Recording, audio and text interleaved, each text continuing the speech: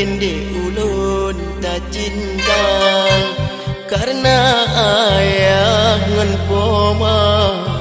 han geres tu gedanya dua kon kelunnya urang pangkat han ilun ikat permadang kehudepi melarang pulang tak lagi harta benda mengadik lu bede tak cinta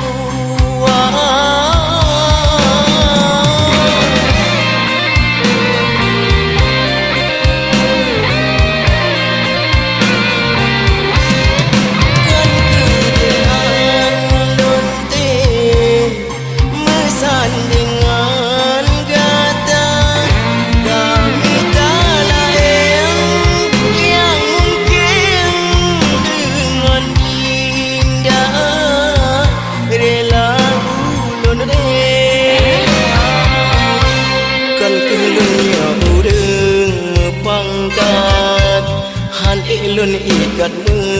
permata kehudepi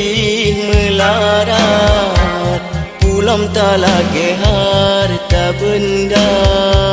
mengadik ilun bede tak cinta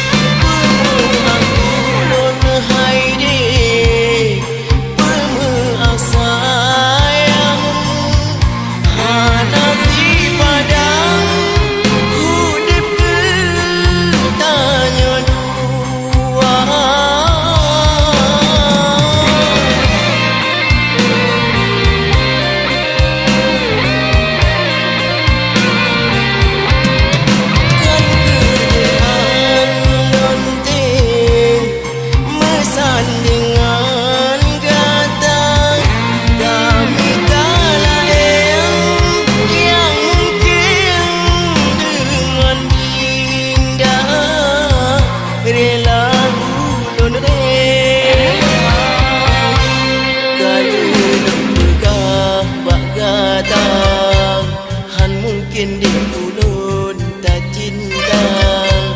karena ayah ngan poma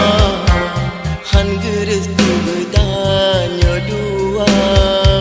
mengadik lu